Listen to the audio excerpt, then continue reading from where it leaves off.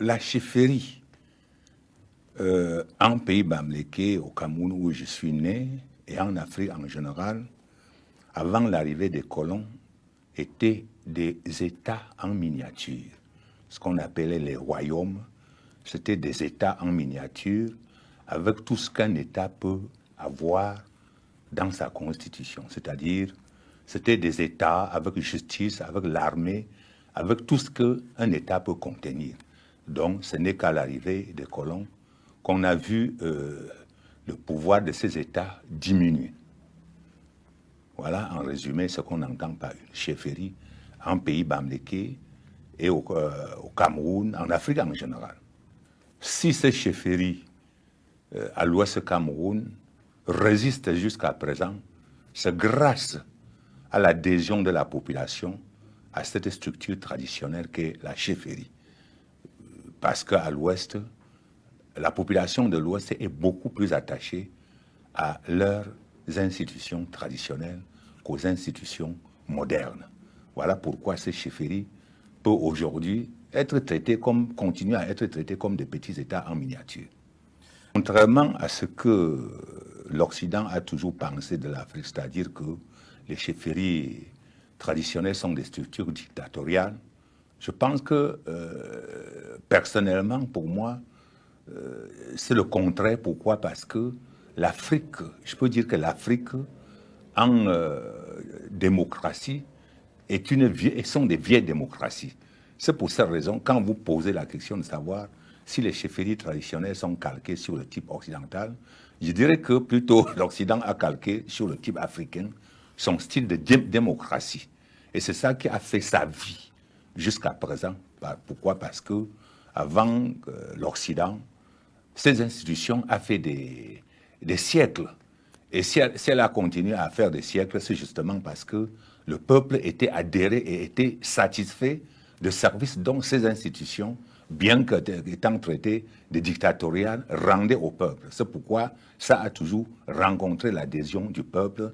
Et c'est pour cette raison que, à l'ouest Cameroun, par exemple, ces institutions continuent à être soutenues par le peuple. Donc, ce sont des institutions purement démocratiques. Il n'y a pas question de dire que est-ce que c'est calqué sur le type occidental?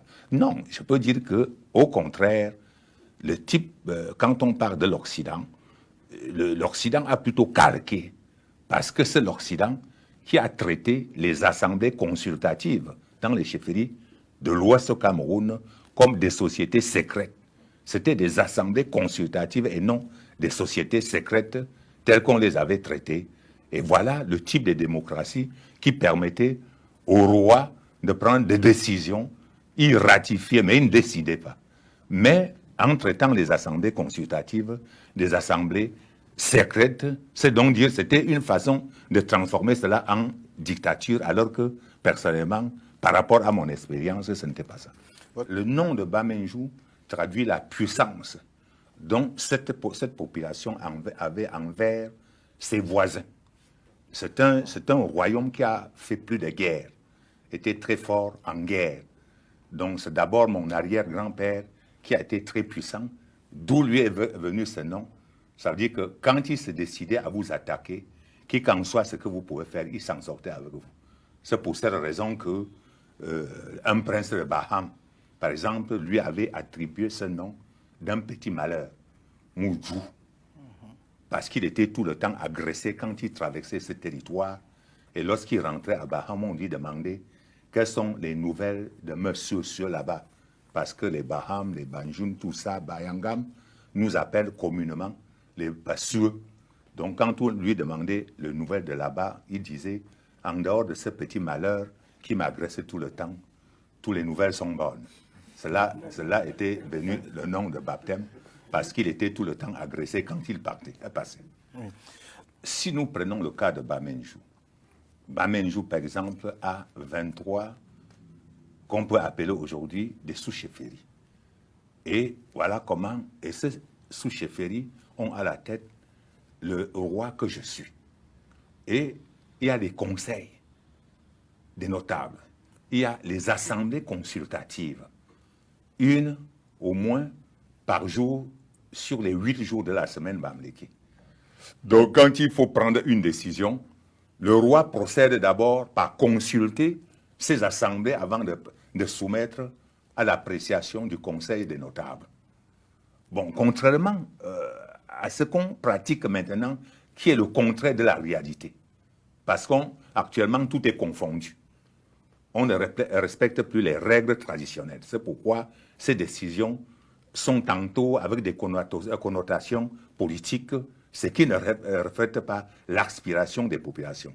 C'est plutôt l'aspiration de quelques individus qui aspirent à la politique, qui déforment ça dans leurs intérêts personnels. Sinon, démocratiquement, de par la tradition, les décisions étaient prises en fonction de la position de la majorité de la population, suite à une consultation qui se faisait à tour de rôle dans les associations, dans les sociétés, dans les assemblées consultatives. Or, actuellement, on se comporte comme si le chef s'est décidé tout seul, voilà, et que tout le monde marchait. C'est pourquoi on est en train de la chefferie traditionnelle est en train de se heurter à trop de difficultés alors nous parlons. Asseoir mon autorité actuellement sur mes sujets dépend de ma manière de concevoir les choses. Voilà. Personnellement, j'adapte j'essaie de contextualiser les problèmes qui se posent par rapport à la réalité sur le terrain. Pourquoi? Parce que la démocratie n'est pas un apprentissage quant à la tradition bamileke ou tradition africaine. Ce n'est pas un apprentissage. Ce sont des hommes qui posent problème. Ce n'est pas les institutions en lui-même qui posent problème maintenant. Lorsque je suis dictateur, qu'on ne confond pas ma personne qui est dictateur et une institution traditionnelle qui n'est pas dictatoriale. Parce que je peux chercher à m'imposer. Alors que, de par nos institutions traditionnelles, le chef n'impose pas. Il consulte avant de prendre les décisions. Lorsque vous me posez, par exemple, asseoir mon autorité dépend de mes administrés, de la manière dont je traite les relations qui me lient à eux. Parce que les institutions traditionnelles ne sont pas une loi écrite, dont on a, contrairement à l'administration, où on applique les lois écrites. Les institutions traditionnelles dépendent de la manière dont les chefs entretiennent le rapport qui le lie à son peuple.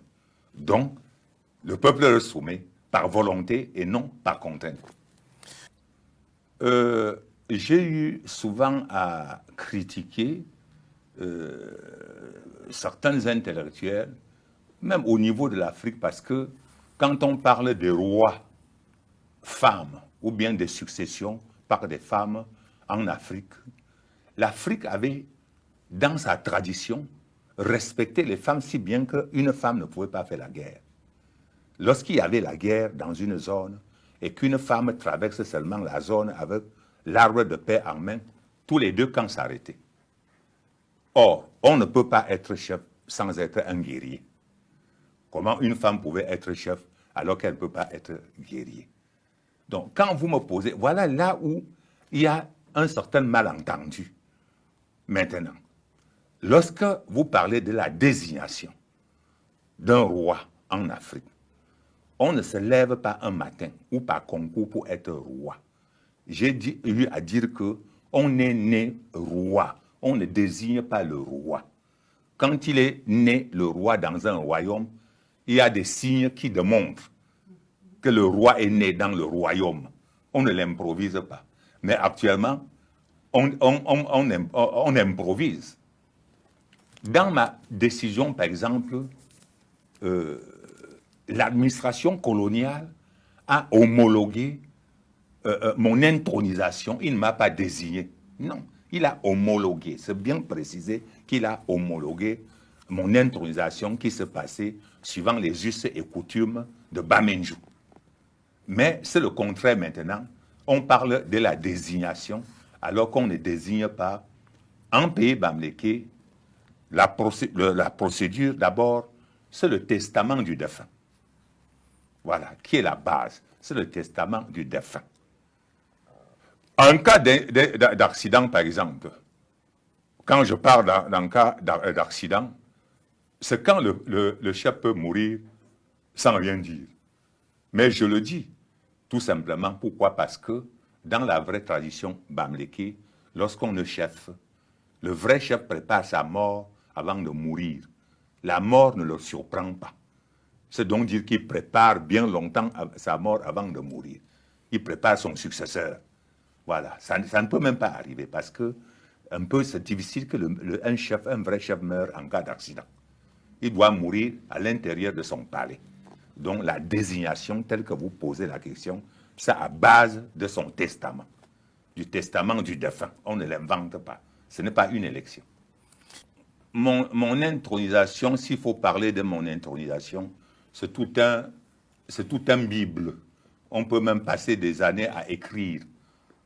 Et cela retrace effectivement ce que je viens de vous dire, parce que moi qui vous parle, j'ai été entretenu, je peux dire presque par toutes les tribus du Cameroun.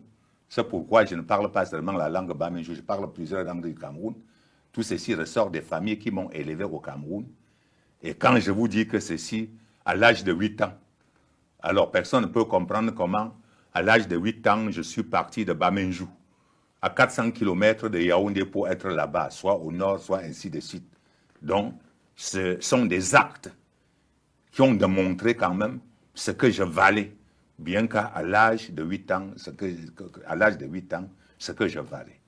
Donc, or, mon père, qui a laissé son testament à l'administration coloniale, ne m'avait pas vu depuis au moins 8 ans avant de mourir.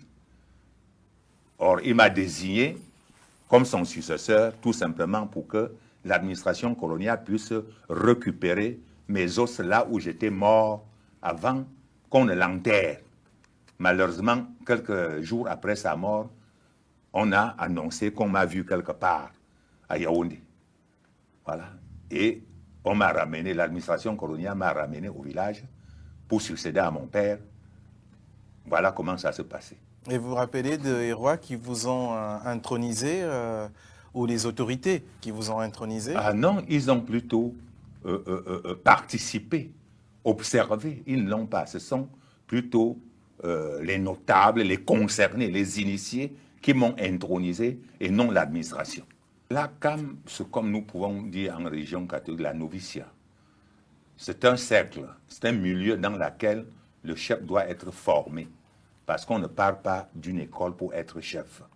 Ou ce n'est pas suite à un concours, mais dès qu'on vous intronise, vous devez passer 9 semaines dans le LACAM pour subir par les initiés la formation, par les initiés durant 9 semaines, et accepter certaines conditions traditionnelles.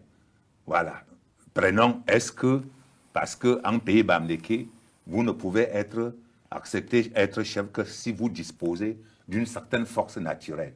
Il faut donc que les initiés puissent constater si effectivement il n'y a pas d'erreur dans ces conditions. Est-ce que vous méritez ce pouvoir qu'on vous donne? Est-ce que vous remplissez physiquement, moralement les conditions? Et c'est pendant les 9 semaines qu'il faut examiner pour constater tout cela. Les principaux tests consistent d'abord, est-ce que, parce que la richesse en pays bamléké, la richesse en pays bamléké, c'est l'être humain. Est-ce que vous avez la capacité de fécondité? La première des choses, est-ce que vous avez la capacité de fécondité? Il faut effectuer ce test. Est-ce que sur le plan traditionnel, on peut dire sur le plan mystique, est-ce que vous avez cette capacité? Voilà, en pays bamléké. Est-ce que vous avez cette puissance-là qui vient de Dieu? Il faut constater, dans le cas où vous ne disposez pas de ces éléments, vous pouvez être chef, mais ce qui est sûr, c'est que vous n'allez pas régner comme un chef. Et il y a de fortes chances que vous ne pouvez même pas régner. Vous parlez de fécondité. Quand vous entrez au LACAM, il paraît qu'on vous attribue directement une épouse. Non, pas une épouse. Quand j'entre au LACAM, on doit obligatoirement me donner 9 épouses. 9? 9. 9 épouses. Voilà, parce qu'il faut que, avant la sortie de l'ACAM, durant les 9 semaines, que plusieurs soit déjà féconde, que plusieurs soient déjà, aient déjà la grossesse, ou même déjà donné. Voilà. Ah, donc vous devez enceinter les 9 Effectivement, épouses. mais ça fait partie des tests. Waouh! Et comment ça se passe? Je réfléchis à un Africain vivant ici en Occident. Comment ça se passe? Il y a une qu'on choisit pour être la première épouse qui va décider pour les autres, ou elles ont toutes même grade? Non, les fonctions sont reparties, si bien que personne n'envie à l'autre. Ça, c'est traditionnel. Il y a des postes de responsabilité bien hiérarchisés, si bien que personne n'envie. Ce sont les 9 premières qu'on est dans la noviciat ensemble, nous recevons les formations. Parce que même elles, dans l'exercice de mes fonctions, elles participent. Elles ont un rôle important à jouer et les fonctions sont bien reparties. La première femme, la deuxième, la troisième, ainsi de suite. Et qui est votre première épouse? Hein? Qui est votre première épouse? C'est une princesse de Baham. Ah, ça m'aide pas beaucoup, moi. Oui, mais parce que là, quand j'ai succédé à mon père, Oui. très jeune que j'étais, le feu Cheb Kamwa m'avait donné d'office 3 de ses filles. Ah oui. Ah. Mais ça concerne toute l'Afrique parce que nous sommes en train de nous laisser peut-être tromper tout en croyant que les autres ont fait mieux que nous. Quand nous sommes ici, à Paris par exemple, pourquoi jusqu'à aujourd'hui le palais de Louis XIV, le palais de Louvre, pourquoi l'on a conservé toute cette histoire-là jusqu'à nos jours? C'est parce que ça honore. Pourquoi nous parlons de la principauté de Monaco ici en France? Justement parce que c'est une des parties qui a su préserver sa culture. Mais aujourd'hui, on vous permet, on vous dit qu'il faut abandonner la vôtre. Voilà. Donc, je m'adresse plutôt à vous-même en tant que journaliste, à tous les jeunes africains. Pourquoi? Parce que quand je prends l'exemple du respect de nos morts, de nos crânes, où les autres viendront vous dire que c'est parce que tu ne dois pas faire le sacrifice sur la tête de ton père qui est mort, tout ça. Bon, c'est pour cette raison que dans d'autres cérémonies, j'ai eu à poser la question de savoir qu'est-ce que nous appelons les reliques, qu'est-ce que nous appelons les catacombes. Voilà. Qu'est-ce que nous appelons les reliques? La différence entre la tête de mon père que j'ai récupéré et la tête et le corps, les os que vous aviez récupérés qui constituent les reliques. Où est la différence? Donc la différence, c'est tout simplement parce que j'ai récupéré rien que la tête de mon père et laissé les autres. Sinon, où est la différence? La case traditionnelle que j'ai conservée, les crânes de mes parents. Voilà. La différence entre ça et une catacombe, c'est quoi? Vous êtes en train de dire que lorsqu'il y a un défunt chez vous, on décapite et on conserve la tête du défunt. Est-ce que vous pouvez nous expliquer ce rituel qui peut être surprenant pour ceux qui ne connaissent pas vos coutumes? Le rituel, c'est après un certain délai. Peut-être que ce n'est pas le bon terme, je vous prie de m'excuser. Voilà. Mais ceci dit, c'est pour pouvoir schématiser et expliquer clairement aux Voilà, spectateurs. la récupération des restes du défunt, c'est après un délai qu'on se décide à récupérer avec toutes les cérémonies que ça comporte. Ce n'est pas que juste à sa mort, on décapite, non. C'est après un certain délai, bien respecté en tradition bamléki. Bon, même vous verrez, ce n'est pas seulement chez nous, dans beaucoup d'autres pays africains. Non, je m'intéresse à vous. Voilà. Donc, je parle de chez vous. Donc, c'est ça, après un délai qu'on récupère pour garder dans des cases sacrées, avec tout ce que ça comporte comme rite. Voilà. Je suis quand même toujours bloqué sur l'histoire des épouses. 9 épouses dès votre intronisation. Est-ce que vous avez un nombre maximum d'épouses que vous devez avoir sur votre vie ou c'est à votre liberté? Non, jusqu'à présent, je continue à me marier. Et parce que déjà nous autres, pour gérer une seule épouse, mais je ne sais pas comment vous faites, je vous envie. Parce que gérer autant d'épouses, chapeau. Mais peut-être, je pense que ça part de votre propre défaillance. Oui, ne pas être capable de gérer votre épouse. Bon, comment vous faites? Parce que quand vous aviez parlé de plusieurs bureaux, Mais quand vous avez 10 bureaux, vous gérez les 10 bureaux. Mais moi, je préfère les gérer, avoir toutes mes femmes chez moi. Je ne préfère pas avoir des bureaux ailleurs. Il n'y a pas question d'une certaine particularité, mais celui qui parmi mes enfants est le futur roi est né avec ce don. Si bien que la formation et la culture est donnée à l'ensemble de mes enfants. Il n'y a pas une distinction entre les deux. Mais ce qui est sûr, celui-là assimile, il a la faculté d'assimiler cette formation plus mieux que les autres. Mais est-ce que, en fait, là où j'essaye de savoir, c'est même si il naît avec des dons, j'imagine c'est forcément vos enfants, donc ils ont déjà vos capacités. Comment est-ce que vous faites pour déceler parmi ces enfants celui qui sort du lot, puisqu'ils sont déjà eux-mêmes au sommet de l'échelle? Il y a plusieurs indices à partir de sa naissance qui lui permet de sortir de l'eau et qui se fait même distinguer pour les curieux, de manière qu'on n'a pas besoin à chercher, parce qu'il a ça part de sa naissance. Donc, quand on les donne une formation, je donne à l'ensemble de mes enfants, ils sont dans les universités du Cameroun, mais il n'y a pas un qui est personnellement indiqué pour n'aller à l'université que seul. Mais on verrait parmi 20 qu'il y a parmi les 20, il y a un de rares qui se démarque du lot. Voilà. Mais ce n'est pas quelqu'un qui l'a fait à l'école, qui soit le premier. Il ne faut pas qu'on l'interprète ainsi, parce que combattre le célibat, je ne pense pas que c'était... Je vous ai dit ici qu'en pays bamléké, la première richesse, c'est l'être humain. Voilà. Quand un bamléké avait 10 femmes, 20 enfants, 50 enfants, on disait qu'il est riche. Ce n'était pas parce qu'il avait beaucoup d'argent. C'était parce qu'il avait beaucoup d'êtres humains. C'est pour cette raison que le chef lui-même, en tant que chef, doit être le premier exemple. Voilà. Un être humain, beaucoup d'enfants, tout ça, voilà. Vous pouvez imaginer que j'ai combien d'enfants aujourd'hui? Je ne sais pas. J'allais vous poser la question. Je ne sais même pas combien de femmes vous avez aujourd'hui. J'ai 36 femmes. Je pense que l'occasion qui m'est offerte ce soir n'est pas tellement pour parler de ce sujet. Pourquoi? Parce que je suis beaucoup plus concerné quand il faut parler de la résistance de cette époque-là.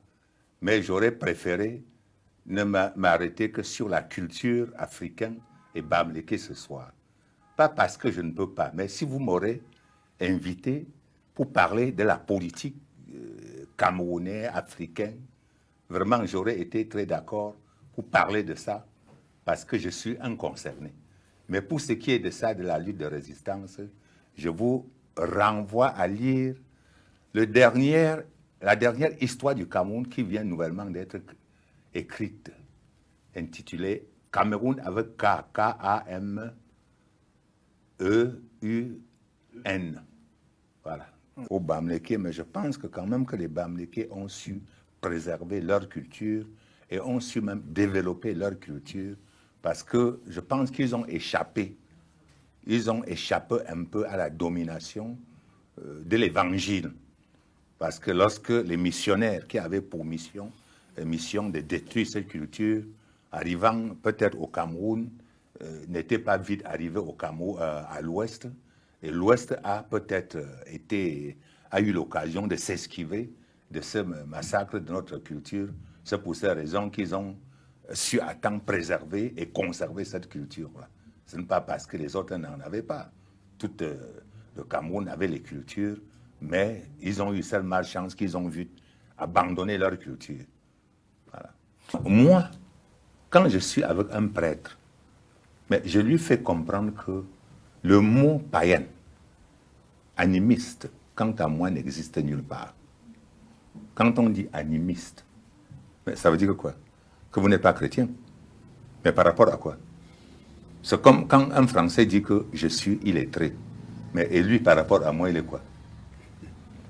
Je suis illettré parce que je ne parle pas sa langue. Mais est-ce que lui aussi parle ma langue? C'est que face à moi, il est illettré. C'est la même chose quand vous me parlez de animiste. Mais par rapport à quoi? J'ai été baptisé dans ma religion. Et c'est dans ce sens que Paul II a parlé de l'inculturation, c'est-à-dire le respect de la culture de chacun, le respect de notre croyance. Avant qu'il n'arrive, mais nous on croyait depuis longtemps à Dieu. Voilà, de notre manière à nous. Mais ce n'est pas parce qu'il a apporté sa manière qu'il doit dire que je ne crois pas en Dieu. Voilà ce que je qualifie de la faiblesse humaine. Il y a cette faiblesse qui, moi, dans ma religion, je suis en train d'abandonner ma religion pour imiter. J'appelle même ça imiter parce que quand je prends le livre saint, je vois quelqu'un qui avait prié Dieu parce qu'il ne voit pas bien. Il prie Dieu de lui ouvrir les yeux. Aujourd'hui, j'ai mes pieds qui sont coupés. Je prends la même prière, je récite. Je ne sais pas si vous me comprenez. Je prends la même prière, je récite. Mais ça veut dire que quoi? Je ne demande rien à Dieu. Voilà. Donc, voilà ce que je peux vous donner comme réponse sur ce premier point. C'est une question de faiblesse humaine.